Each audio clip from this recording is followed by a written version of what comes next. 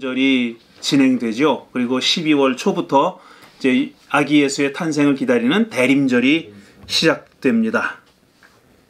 환영의 약속 함께 하심으로 오늘 성령 강림절 24번째 주일 예배를 시작하겠습니다.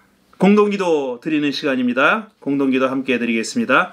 오늘 드릴 공동기도는 지난 주일과 동일한 기도문이 되겠습니다. 곳에 당신이 머물기 때문입니다.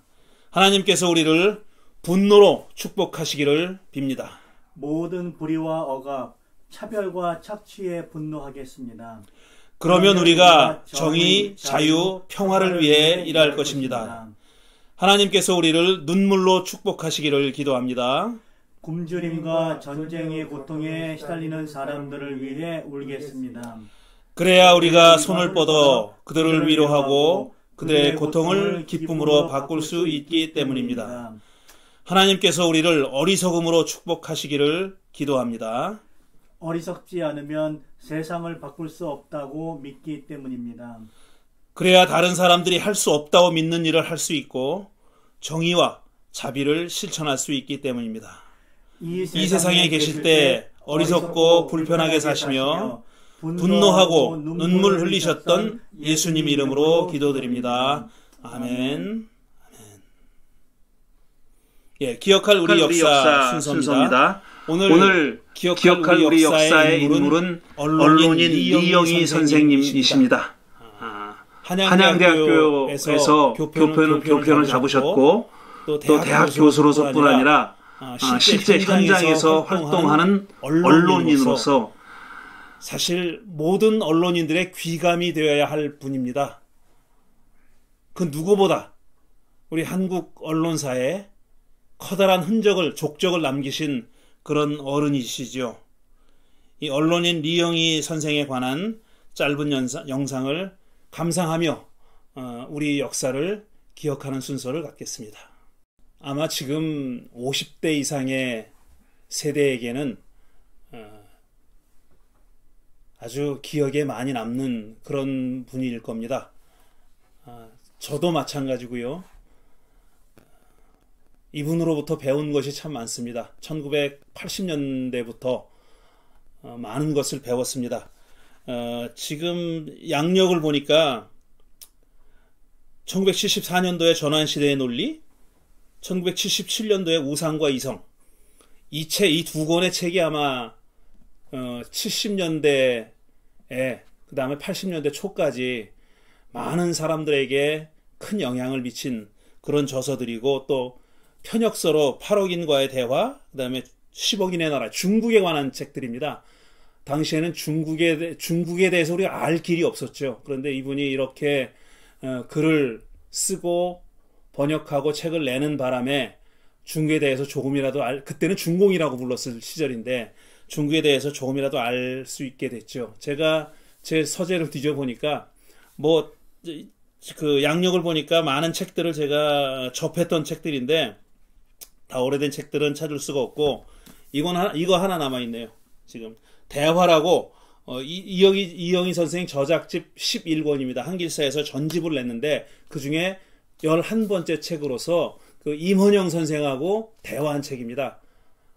그 리영희 선생님의 생애와 그 다음에 그분의 생각, 그분의 하신 일들에 대해서 둘이 편안하게 대화체로 대화를 나눈 것을 기록한 그런 책입니다. 무려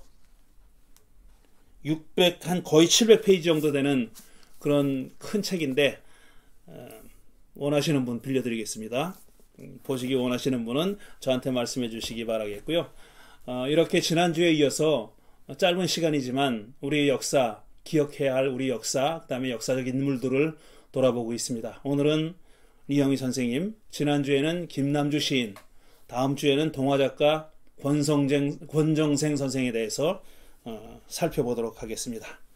자, 이제 기도 시간입니다. 여러분 개인 기도, 그 다음에 목회 기도 할 시간인데 기도 제목 주신 게 없습니다. 그래서 제가 생각하는 기도 제목을 몇 가지 알려드리겠습니다. 지난주에 뭐니 해도 가장 큰 일은 이 나라에서 선거가 있었다는 사실입니다. 많은 사람들이 안도하는 그런 결과가 나왔습니다. 그렇지만 아직 승복하는 그런 선언을 하지 않았죠. 현재 대통령이 승복하는 선언을 하지 않고 당선자가 발표됐습니다. 이 얘기는 앞으로 과정이 그렇게 매끈하게 진행되지 않을 수도 있다는 그런 우려를 낳는 그런 사태입니다.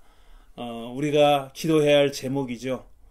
큰 문제 없이 또 소동 없이 잘 이 정부가 이양되기를 바라는 기도하는 그런 기도 제목이 또 있고요. 그 다음에 지금 코비드 사태 때문에 우리 교우들 중에서도 전에 하시던 일을 그만두고 또 새로운 일을 계획하거나 시작하신 분들이 계십니다. 몇 분 계시는데 조일명 교우도 그렇고요. 문현순 교우도 그렇고 새로운 일을 지금 구상하고 계시거나 이제 시작하려고 시작 단계에 있는 분도 있습니다. 여러 가지로 우리 교우들 가운데 지금 힘들어 하시는 분들이 계십니다. 여러분들 꼭 기억하시고 기도해 주시기 바라고, 또 우리 교우가 아니더라도 여러분 이웃 가운데도 많이 계실 겁니다. 그 다음에 코로나 병에 걸려서 고생하고 있는 분들, 또 식구 중에 이미 세상을 떠난 분들도 여러분 계실 겁니다. 여러분 다 기억하시면서 이를 위해서 기도해 주시기 바랍니다. 이 선거 결과대로 무리 없이 정부가 이양되도록 하는 기도 제목, 그 다음에 새로운 일들을 시작하시거나 아니면 추가하고 계시는 분들을 위한 기도, 이런 기도 제목입니다. 또 이 코비드 사태 때문에 어려움을 당하고 있는 분들을 위한 기도 함께 드리시기 바랍니다. 잠시 개인 기도하는 시간 갖고 제가 계속 이어서 기도하겠습니다. 유례 없이 많은 사람들이 투표에 참여했다고 합니다. 그만큼 이 나라를 걱정하는 사람들이 많다는 증거일 겁니다. 많은 사람들이 투표에 참여했고 가슴 졸이면서 그 결과를 지켜봤습니다. 어떤 사람에게는 참 다행인 결과였고 또 어떤 사람에게는 분노를 일으키는 결과였을 수 있습니다.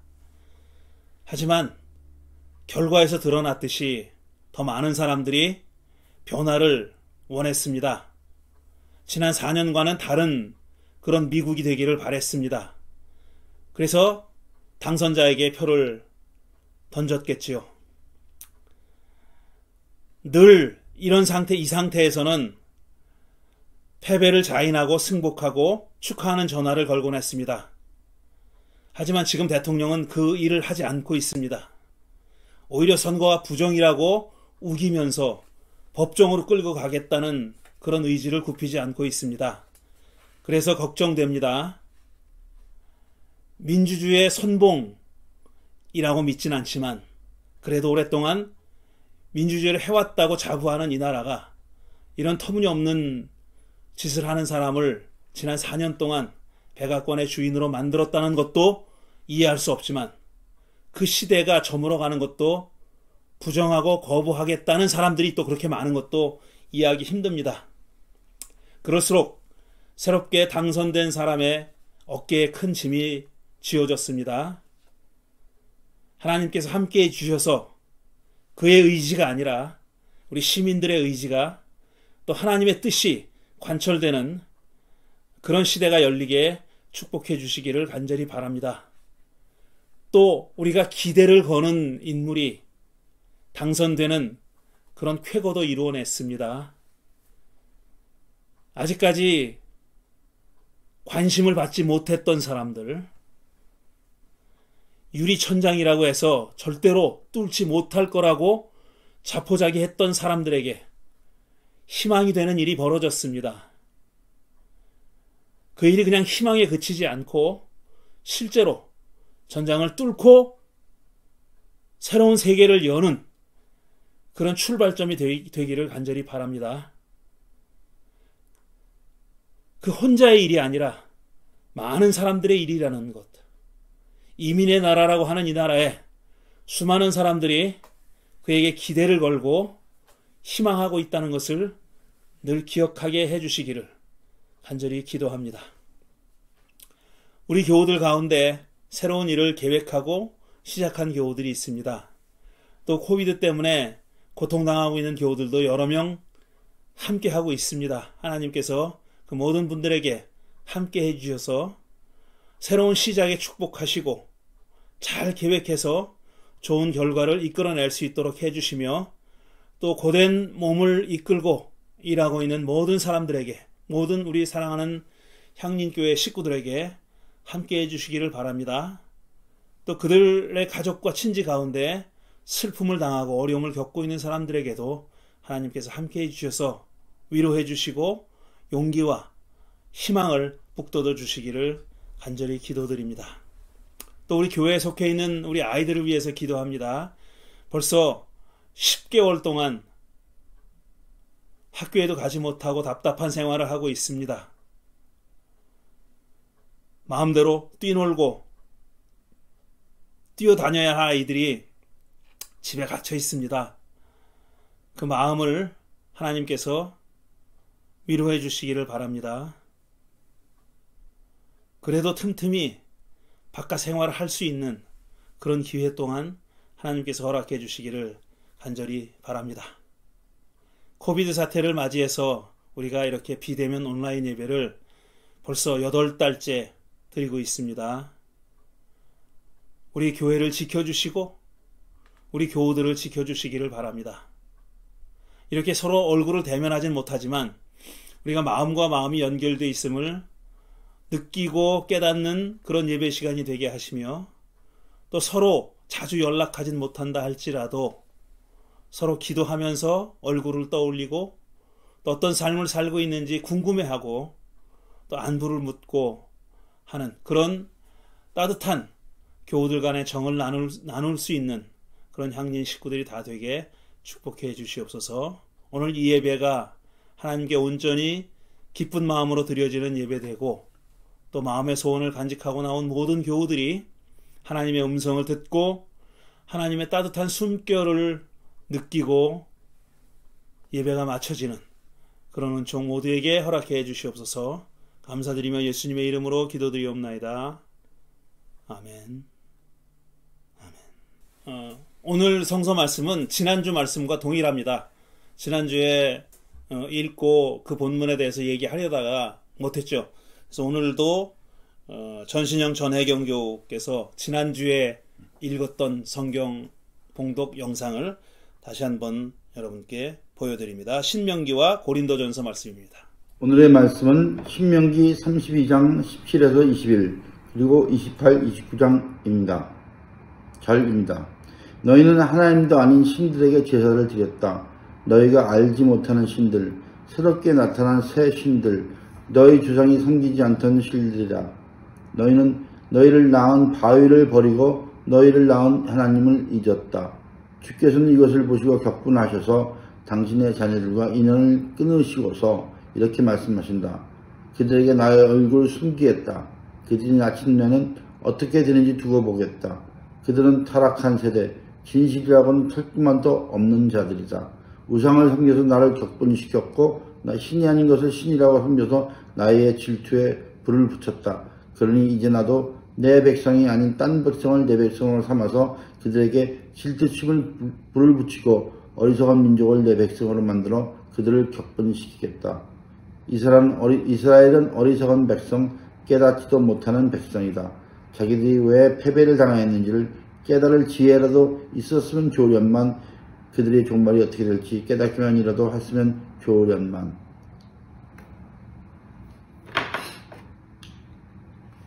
두 번째 말씀은 고린도전서 7장 17절에서 24절, 29절, 31절 말씀입니다.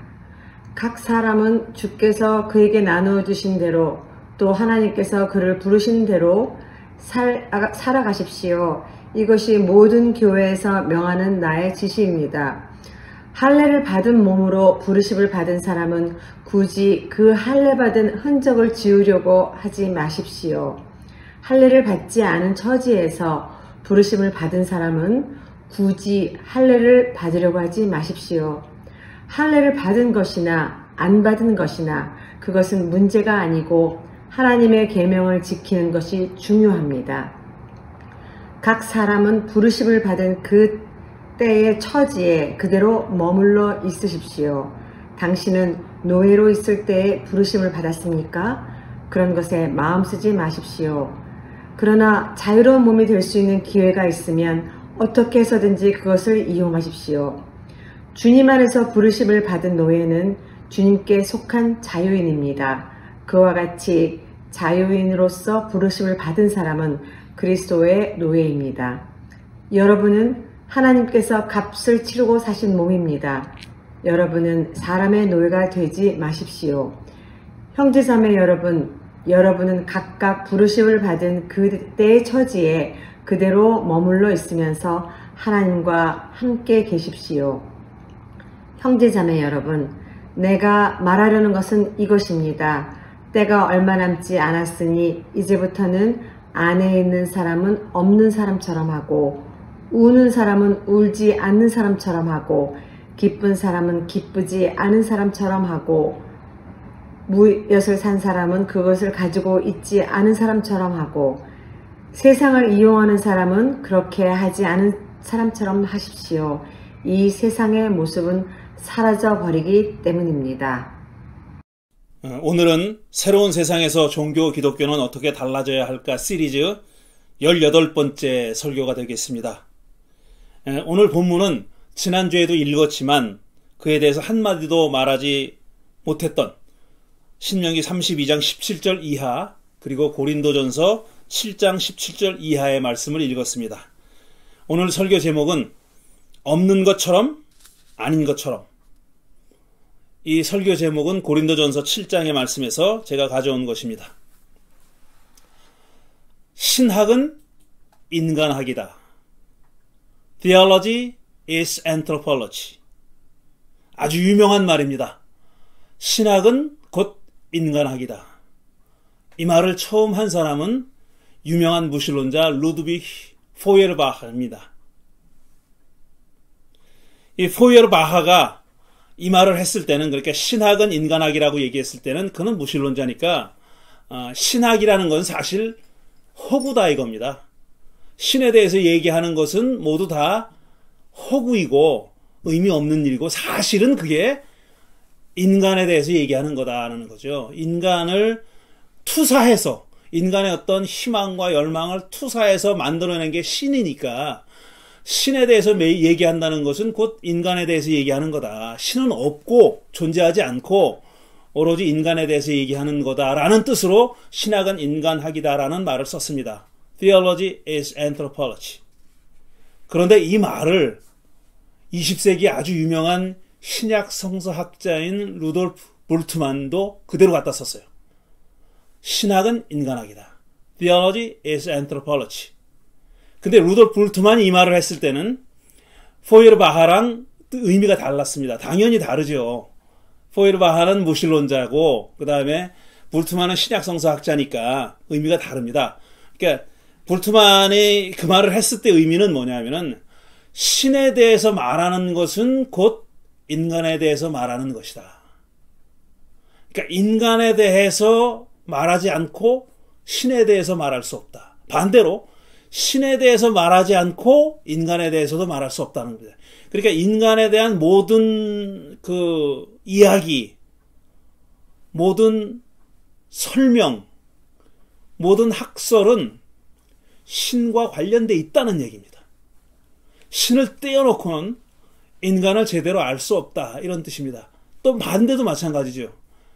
인간을 떼어놓고는 신에 대해서 제대로 말할 수 없다는 겁니다. 이 둘이 그렇게 뗄 수 없이 긴밀히 연결되어 있다는 뜻에서 볼트만은 포이에르바하가 얘기한 신학은 인간학이다라는 말을 사용했습니다. 그런 뜻으로 사용했습니다. 하나님을 모르면 인간을 알 수 없고 인간을 모르면 하나님도 알 수 없다. 이런 의미가 되겠습니다. 이와 비슷한 뜻으로 유대교에도 아주 유명한 그런 일화가 있습니다. 이게 뭐 실제로 일어났던 일인지 아니면 만들어낸 얘기인지 모르지만 어떤 유대교 유명한 스승 밑에서 공부하는 제자가 있는데 그 제자가 하루는 스승에게 와서 이렇게 말했다는 거죠. 스승님, 제가 탈무드를 10번을 읽었습니다. 제가 탈무드 굉장히 두껍거든요. 근데 그 탈무드를 10번을 읽었다고 그렇게 자랑 삼아 얘기한 거죠. 그러니까 내가 얼마나 열심히 공부하고 있는 제자냐 하는 것을 보여주기 위해서 스승한테 이렇게 자랑 삼아 얘기했다는 겁니다. 그랬더니 그 스승이 뭐라 얘기했냐면은 그럼 탈무드는 너를 몇 번이나 읽더냐 이렇게 물어봤다고 합니다. 저는 이 탈무드를 성서랑 바꾸면은 그대로 의미가 이어진다고 생각합니다. 성서는 뭐냐면은 나를 비춰보는 거울입니다. 우리가 성서를 읽을 때 하나님을 알고 싶어서 읽고 하나님에 대해서 알게 되지만 동시에 또 일어나는 일은 뭐냐면은 그게 거울이 돼서 성서가 거울이 돼서 나는 누구냐 하는 질문을 던지게 만들고 나로 하여금 그런 질문을 던지게 만들고 거기에 대한 답을 찾아가게 만들어 준다는 겁니다. 제가 성서를 10번 읽었습니다. 성서는 너를 몇 번이나 읽더냐. 늘 마음속에 간직하고 살아가고 있는 그런 격언입니다. 사람이 성서를 통해서 하나님을 알아간다고 얘기하면은 성서를 통해서 알아간다고 얘기하면 그렇지. 그러니까 성서를 읽는 거지. 이렇게 수긍하는 사람들이 대부분일 겁니다. 대부분의 기독교인들은 맞아. 고개를 끄덕일 겁니다. 내가 성서를 통해서 하나님을 알아가고 있다고 그렇게 생각하고 있는 거죠. 그런데 또 하나님도 사람을 알아가고 있다라고 얘기하면은 이게 무슨 말도 안 되는 소리야? 라고 딴죽을 걸 사람들이 많을 겁니다. 하나님이 사람을 알아가다니. 하나님이 사람을 만드셨는데 모를 게 뭐가 있어? 하나님 어떻게 사람을 모를 수가 있어? 창조주이신데 직접 사람을 만든 창조주이신데 뭘 모른다는 거야. 이렇게 반문하면서 화를 낼 사람도 있을 거예요. 저 또 이상한 소리 하고 있다. 말도 안 되는 소리 하고 있다고 화를 낼지도 모르겠습니다. 그런데 성서는 그렇게 얘기하지 않아요. 그렇게 그 딴죽을 걸고 화를 내는 사람이 어떻게 생각하는 거와 상관없이 성서는 그렇게 말하고 있지 않습니다. 성서는 하나님도 사람을 차츰차츰 알아가고 있다고 얘기하고 있어요. 심지어는 하나님이 사람을 알고 싶어 한다고 얘기합니다. 사람에 대해서 뭔가 시험을 한다는 얘기는 사람에 대해서 알고 싶기 때문에 그런 거예요. 미리 다 알고 있는데 뭐하러 시험합니까? 뭐하러 테스트를 합니까? 제가 100점 맞을 거 다 아는데 시험을 왜 봐요? 안 보죠. 마찬가지입니다. 하나님이 성서에서 사람을 여러 번 시험하죠. 첫사람에 대한 시험이 선악과입니다. 선악과를 먹나 안 먹나 알아보고 싶었던 거고, 아브라함에 대해서도 시험을 했고요. 자식을 바치나 안 바치나 시험했죠. 그 밖에 여러 사람에 대해서 시험하는 얘기가 나와요. 그 얘기는 뭐냐 하면은 하나님이 사람을 다 알지 못하고 계시다는 얘기입니다. 이게 성서의 하나님은 사람을 다 알지 못하는 하나님이고 사람을 알아가고 있는 과정에 있는, 사람을 알아가는 과정에 있는 그런 분입니다. 그런 신이 성서의 하나님이신 거죠. 그만큼 사람이 복잡한 존재이고 아주 결이 많은, 층이 많은 다층적인 존재라는 것을 성서는 이미 알고 있는 겁니다. 사람이 그렇게 단순하지 않다는 것을 성서는 알고 있다는 얘기입니다. 성서에 대해서 수많은 정의가 있습니다. 성서는 이런 책이다. 성서는 저런 책이다. 이런 수많은 정의가 있는데 제가 가장 좋아하는 정의는 이겁니다. 성서는 하나님과 사람이 서로를 알아가는 과정을 적은 책이다. 하나님과 사람이 서로를 알아가는 과정을 기록한 책이 성서다. 라는 이 정의를 제가 제일 좋아합니다. 이 정의가 누구 거냐고요? 제 겁니다. 다른 사람 게 아니라. 그러니까 제가 내린 정의니까 제가 제일 좋아하는 건 당연하죠. 저는 성서가 이런 책이라고 생각합니다.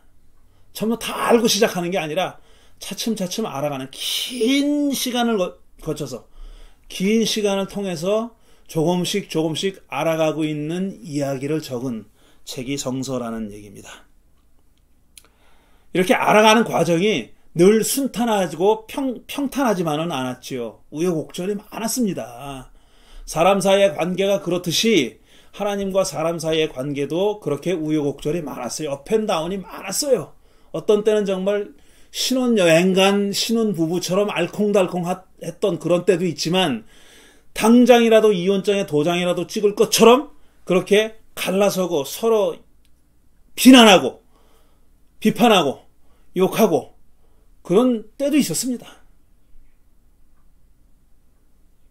많은 경우에는 그냥 평범하게 굴러가기도 했지만 아주 깊은 구덩이에 빠진 것처럼 그렇게 안 좋았던 때도 있었고 높은 산도 그냥 금방이라도 넘어갈 것처럼 그렇게 서로 너무나도 해피하고 행복했던 때도 있었습니다.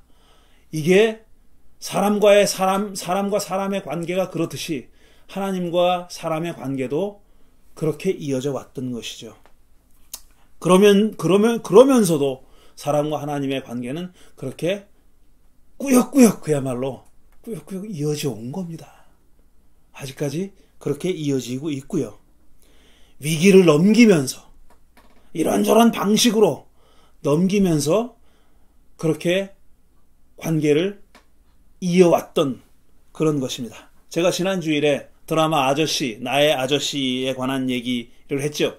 거기 나오는 짧은 대화, 짧은 대사, 사람을 알아버리면, 그 사람에 대해서 알아버리면 그가 무슨 짓을 해도 상관없다 하는 그 짧은 대화, 남자 주인공이 여자 주인공이 한 말, 내가 널 안다 라고 한 그 대사 얘기를 했습니다. 제가 또 그렇게도 얘기했습니다. 저는 사실 언제부터인지는 몰라도 그렇게 오래전 일은 아닌데 어느 때부터 제가 하나님을 잘 안다고 생각했어요. 그래서 하나님이 무슨 짓을 해도 저는 하나님이 하시는 행동이니까 그게 걸리지 않는다고 하는, 그게 욥처럼 하나님은 어떻게 이럴 수가 있습니까? 라고 대들거나 뭐 하나님을 위협하거나 나 그러면 당신하고 관계 끊어버릴 거야. 그럴 일은 안 일어난다고. 그런 일은 내 생에 없을 거라고 그렇게 생각해 왔습니다. 그런데 상관이 없지 않더라고요. 그분이 무슨 일을 하는지가 나한테 상관이 없지 않더라고요. 상관이 있더라고요. 어떤 때는 좀 많이 섭섭하기도 하고 어떤 때는 정말 야 내가 이런 거 받아도 되나? 내가 뭘 했다고 이런 생각이 들 때도 있고 그렇게 업앤다운이 저도 있더라고요. 상관이 없지를 않더라는 거예요. 저는 근데 그런 줄 알았어요. 상관이 없는 줄 알았어요. 그분이 무슨 행동을 해도 나는 그분이 하시는 일이니까 받아들일 수 있을 줄 알았어요. 그런데 그렇지 않더라고요. 사실은 그렇지 않더라고요. 상관이 있더라는 거죠. 근데 다행인지 불행인지 모르겠지만 이게 저만의 생각은 아닌 것 같아요. 하나님도 그렇게 생각하시는 것 같아. 하나님도 그렇게 생각하시는 것 같아요. 사람이 무슨 짓에도 상관없지 않은 것 같아요. 그분도. 그분한테도 사람이 하는 일에 대해서 야 제가 왜 저러나 저 고가워하기도 하고 야 내가 그만큼 해줬는데 쟤는 아직도 저 모양 저 꼴인가 라는 생각을 하시는 것 같기도 하고 그 다음에 거기서 한 걸음 더 나가서 화도 내시는 것 같기도 하고 그 다음에 뭘 잘하면은 야 이쁜 내 새끼 하듯이 그냥 이뻐 주고 하는 것 같기도 하고 이렇게 상관이 없지 않은 거예요. 그분한테도 사람이 하는 언행이 상관이 없지 않은 거예요. 그건 무슨 말이냐면은 하나님이 사람을 다 알고 계시는 게 아니라는 뜻이죠. 하나님이 사람을 다 알고 계시는 게 아니다. 얘가 이런 게 아직도 있었나?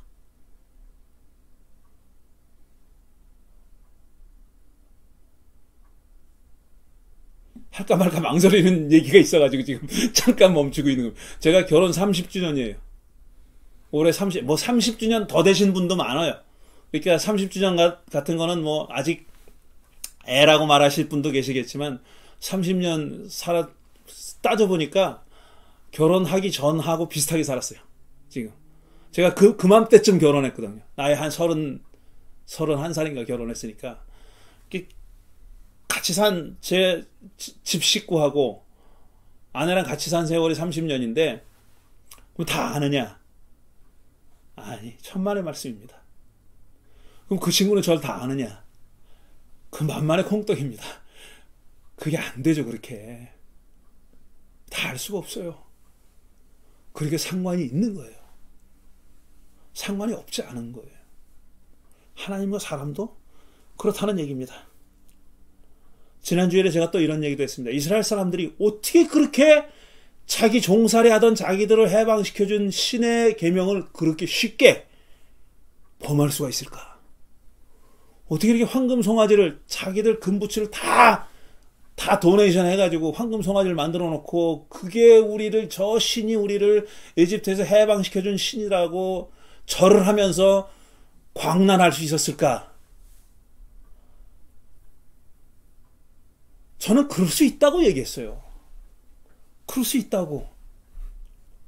왜냐하면 그 야훼라는 신은 종살이 하던 사람들을, 종살이 하던 노예들을 해방시켜준 신이라는 것은 그 당시 사람들이 듣도 보도 못한 신입니다. 그런 종류의 신이 없어요.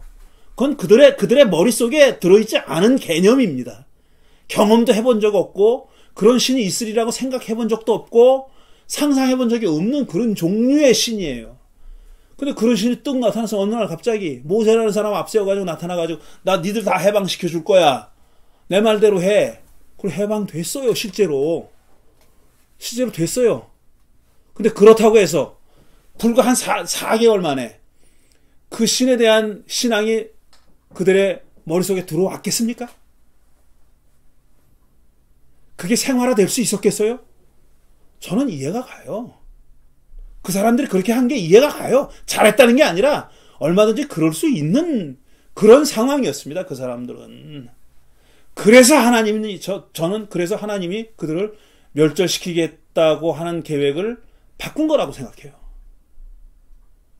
그걸 이해해서 그럴 수도 있겠구나 해서 바꿨다고 생각합니다. 그래서 그 일어난 일들이 그래서 일어난 거라고. 모세는 살려달라고, 자기 백성들을 살려달라고 여러 가지 핑계를 대면서, 이유를 대면서 그랬죠. 하나님 명성에 지금 먹칠하는 겁니다. 그런 말까지 했습니다. 그리고 살려달라고 읍소했어요. 하소연했어요. 하나님이 그 말을 들었죠. 근데 정작 모세는 내려가 보니까 그냥 화가 머리끝까지 난 겁니다. 그 꼴을 보니까, 현장에서 그 꼴을 보니까 화가 난 거예요. 그래서 3,000명이나 되는 동족들을 죽였죠, 하루에. 이런 우여곡절이 있었습니다, 광야에서. 그리고 오늘 32장, 신명기 32장은 그 광야 40년의 삶을 마감하는 순간입니다. 그 순간에 하나님이 모세에게 하시는 말씀이에요. 내 백성, 쟤네들 나는 도저히 같이 갈 수가 없다. 난 도저히 쟤네들 한 짓을 봐라. 그래서 나는 내 얼굴을 쟤네들한테서 숨기겠다 그래요. 내 얼굴을 숨기겠다고.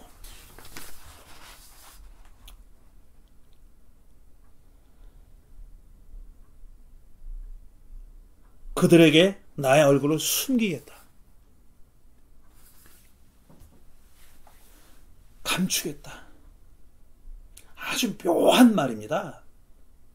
이 말씀은 정말 아주 묘한 말이에요. 버리겠다. 이렇게 하지 않았어요. 내 얼굴을 숨기겠다고. 내 얼굴을 숨기겠다고. 쟤네들이 내가 없는 것처럼 사는 그런 경험을 하게 만들겠다고. 그렇게 말씀하신 거예요. 이 숨은 신이라는 아주 유명한 신학적인 개념이 있어요. 숨은 신. hidden god이라고. Deus abscondidus. 숨은 신. 신이 숨어 있는 거예요. 파스칼이 그 숨은 신에 대해서 얘기를 많이 했고, 그 다음에 불란서 철학자 루시엔 골드만이라는 사람이 그 얘기를 많이, 제가 이 설교를 하고 숨은 이 본문을 읽다 보니까 이런 책이 있는데 나한테, 그리고 찾아봤어요. 있더라고요. 아직도 있더라고요. 숨은 신이라고 루시엔 골드만이라는 사람이, 이 철학자가 박사학위 논문이에요. 뒤져보니까 제가 읽었더라고. 줄이 잔뜩 쳐져 있어요. 근데 하나도 생각 안 나.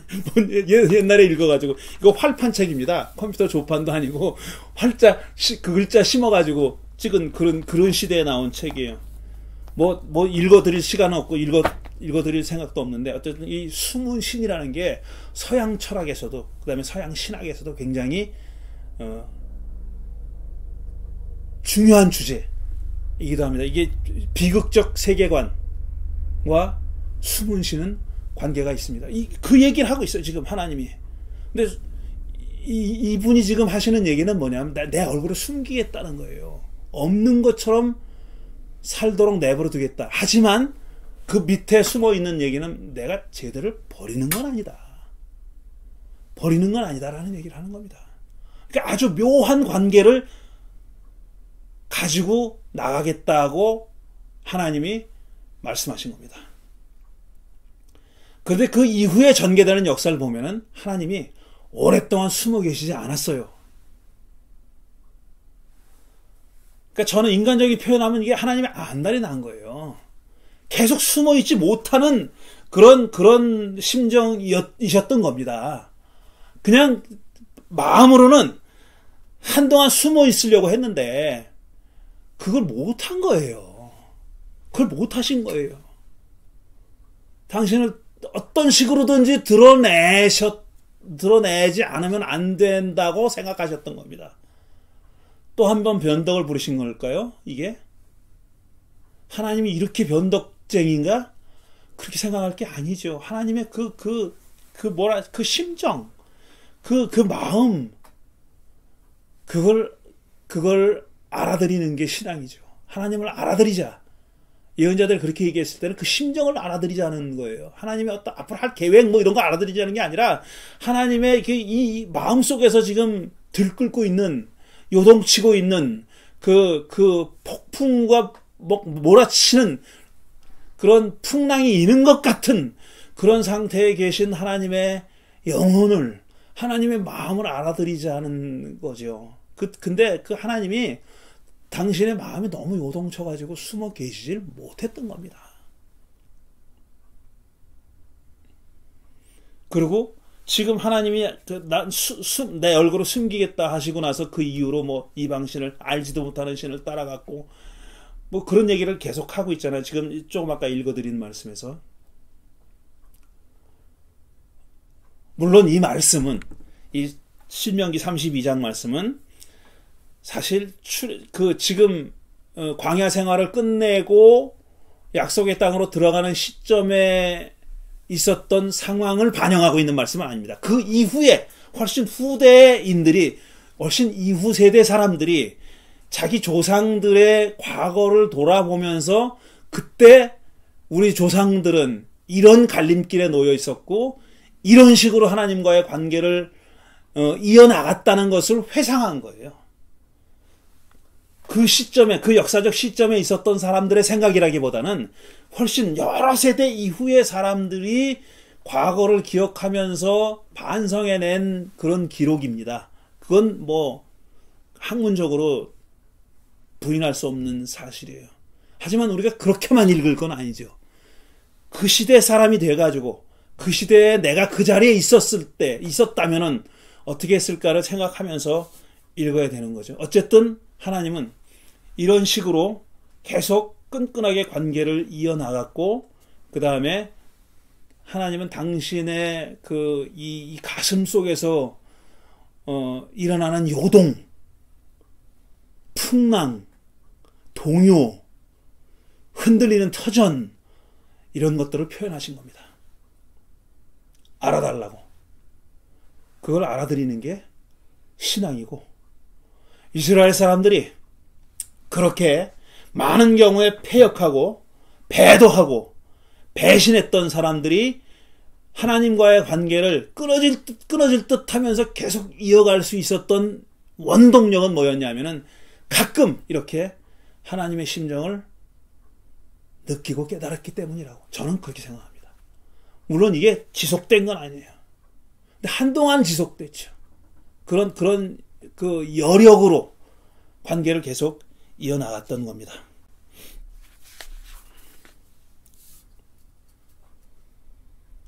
두 번째로 고린도전서 7장 말씀입니다.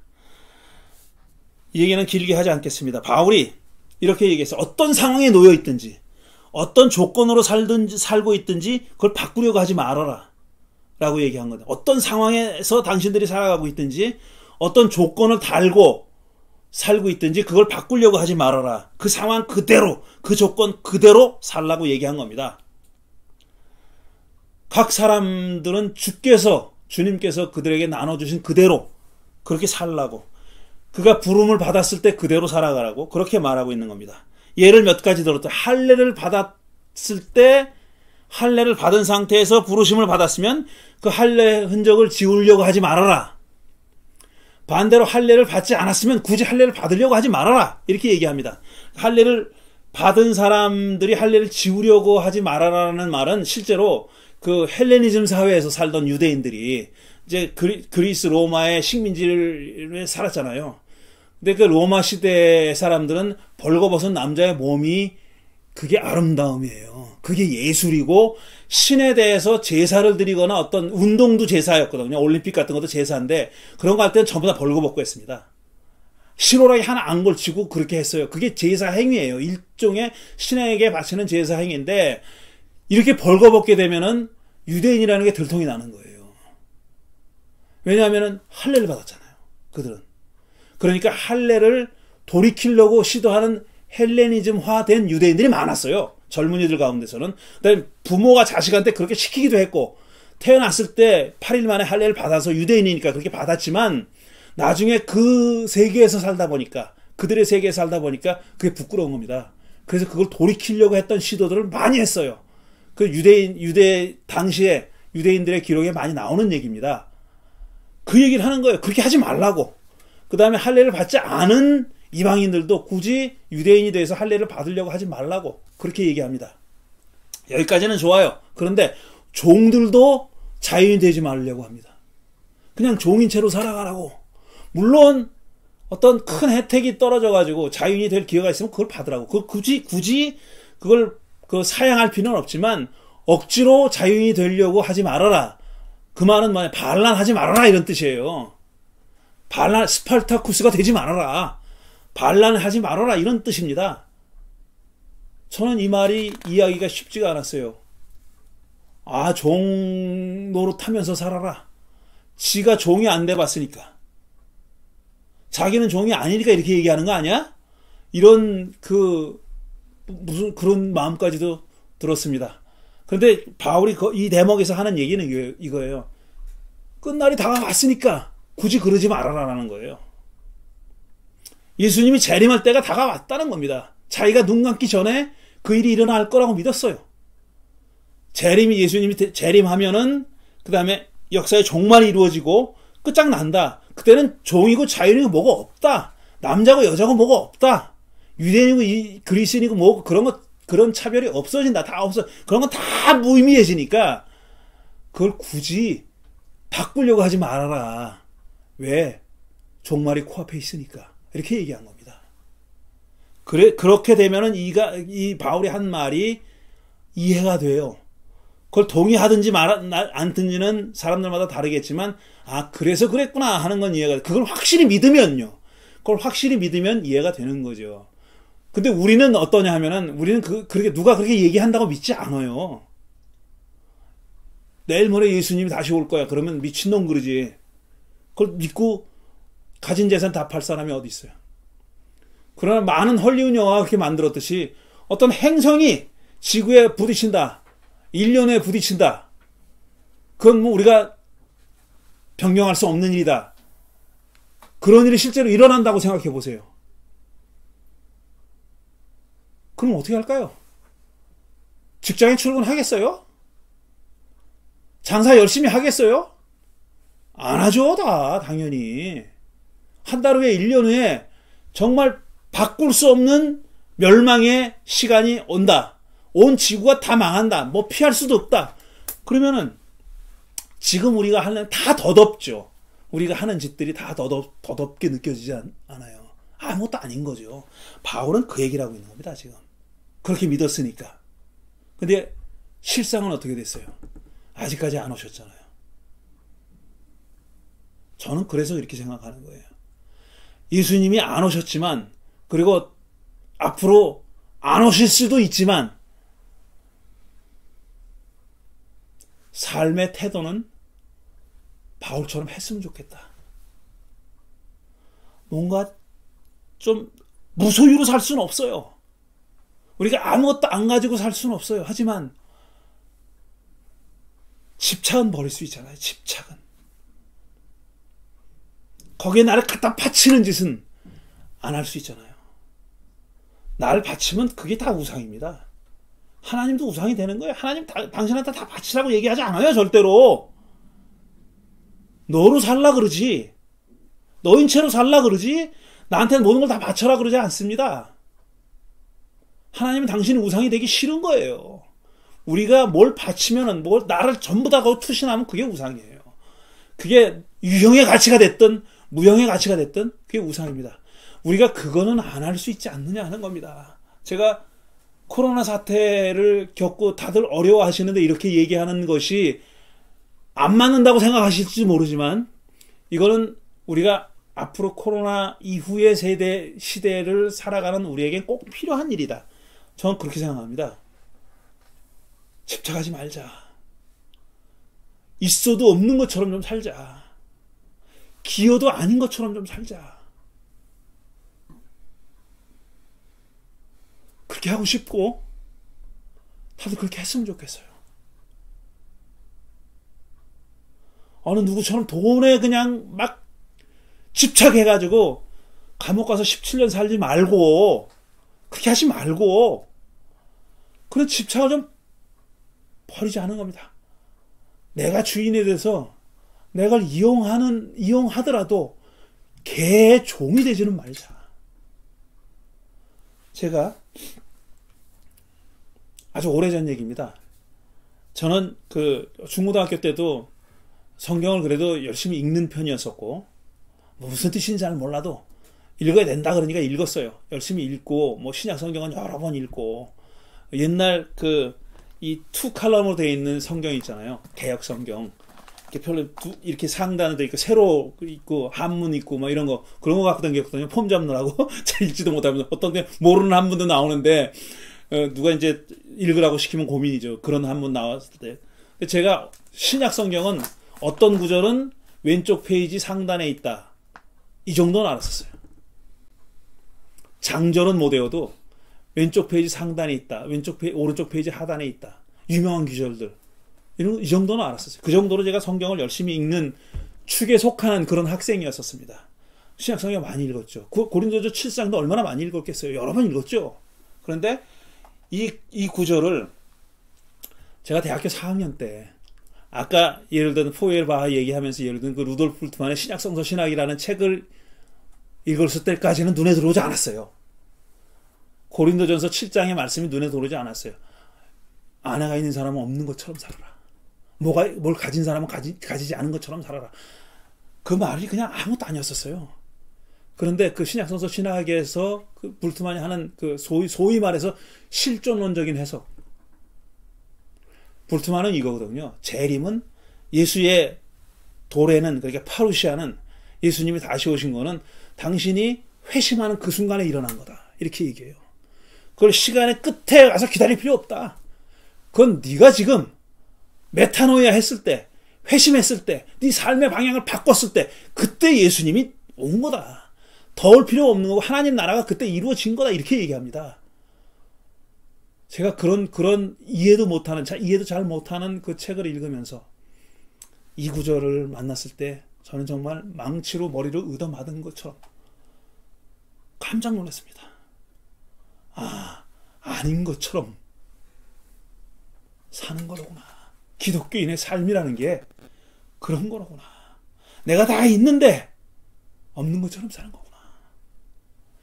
내가 자유인인데 아무도 나를 구속하고 속박하지 못하는데 종처럼 사는 거로구나. 제가 뭘 깨달았는지도 몰라요, 지금.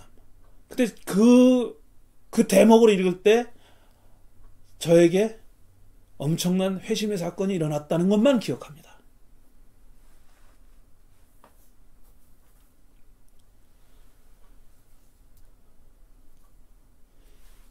신명기와 고린도전서 말씀은 서로 연결이 안 되는 말씀입니다. 서로 다른 얘기를 하고 있어요. 그런데 이 새로운 세상에서는 우리가 두 가지 태도를 다 가져야 된다라는 겁니다. 우리 일희일비하지 맙시다. 하나님과 관계를 이어나가는 데 있어서 일희일비하지 말자고요.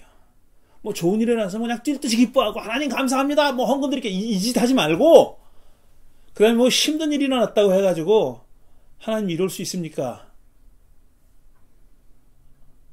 라고까지는 해도 되죠. 그런데 하나님 당신 이러면 나 버릴 거야 이러지 말자고요. 이러지 말자. 하나님 마음도 요동치고 계십니다. 지금 우리 마음이 요동치는 것처럼 그분도 그렇게 요동치고 계시는 거예요. 그분도 안타까워하고 있는 거예요. 그러니까 일희일비하지 마시고 계속 꾸준히 하나님과의 관계를 이어나가자 하는 거고, 그다음에는 없는 것처럼 좀 살자. 아닌 것처럼 살자. 내세우지 말고 남용하지 말고 아닌 것처럼 없는 것처럼 살자. 그렇게 했으면 좋겠습니다. 지난주에 읽고서 한마디도 하지 못했던 그 말씀에 대한 얘기를 오늘 했습니다. 제가 드린 말씀을 생각하면서 잠시 묵상하는 시간을 갖겠습니다. 목소리로 신앙 고백하겠습니다. 우리는 창조주 하나님과 구세주 예수님, 그리고 위로와 소통의 주 성령님을 믿습니다. 우리는 하나님께서 차별 없이 동등하게 창조하신 모든 사람이 각자의 신앙과 양심에 따라 사고하고 말하고 행동할 자유와 권리가 있음을 믿습니다. 우리는 이웃과 더불어 사랑의 교제를 나누는 교회를 만들겠습니다. 우리는 자유와 정의와 평화를 증진하고 창조 세계를 아름답게 가꾸는 삶을 살겠습니다. 우리는 예수 그리스도의 제자로서 하나님 나라 건설을 위해 각자의 역할과 사역을 존중하며 살겠습니다. 예, 이번에는 다시 한번 인사를 나누시죠. 함께 예배드리고 계시는 여러분 옆에 계신 분들과 인사를 나누시기 바랍니다. 주님의 평화가 여러분 모두와 함께 하시기를 바랍니다. 예. 알리는 말씀, 오늘은 별 특별한 말씀이 없습니다. 제가 지금 휴가 기간 중인데 예배 인도를 어떻게 할까 잠시 고민했습니다. 그런데 뭐 답이 뚜렷하게 나오더구만요. 이 예배를 할 수 있는 그 환경이 제 집에 마련돼 있고, 이거를 또 옮기기도 쉽지가 않고, 그러니까 여기서 예배를 진행해야 하는데 저희 식구들이 가고 그다음에 예배 진행하는 교우들만 와서 하는 것도 좀 모양이 안 좋고 서로 불편할 것 같고, 그래서 주일날 여기 있기로 했고요. 그다음에 그러니까 여기 있는데 뭘 굳이 예배를 안 하고, 제가 또 이거 안 하면 할 일이 없어요. 제가 만질지 모르거든요. 지금 예배를 진행하시는 분들이 기술적인 거 카메라도 제가 못 만지거든요. 그러니까 가만히 있어야 되는데 그러느니 그냥 평소대로 하자. 그래서 오늘 예배를 제가 진행했습니다. 그렇지만 이번 수요일에 수요 잡담은 이번 주까지 쉽니다. 그리고 18일 날 다시 재개할 계획이고요. 오늘 두 번 같은 분이 성서봉독을 했기 때문에 박신하 목사님 성서봉독 순서가 다음 주로 변경됐습니다. 다음 주 성서봉독은 박신하 목사님께서 담당해 주시겠고요. 그 다음에 주보에 없는 광고를 하나 할 텐데, 우리 교회 오래 다니신 분들만 아시는 분입니다. 김정아 씨라고, 김정아 교우라고 계셨습니다. 제가 27년 전에 미국에 처음 와가지고 그때 당시 우리 교회 이름이 선한 사마리아인 교회였습니다. 홍동은 목사님이 담임을 하시고 은퇴하신 다음에 제가 왔는데 선한 사마리아인 교회 담임 목사로 초대를 받아서 온 거죠. 그때부터 계셨던 분입니다. 김정아 교우. 김정아 교우가 교통사고로 세상을 떠났습니다. 그것도 참 오래됐죠. 김정아 교로 말씀드릴 것 같으면은 이 신장이 안 좋아가지고요. 신장 이식을 하지 않으면은 안 되는 상황이었어요. 오랫동안 투석을 했습니다. 신장 투석, 피를 이렇게 걸러내는 투석을 오랫동안 했고, 아주 마지막에는 상황이 아주 좋지 않았어요. 그래서 신장 이식을 안 하면은 참 버티기가 힘든 그런 상황이었는데 은인이 나타났죠.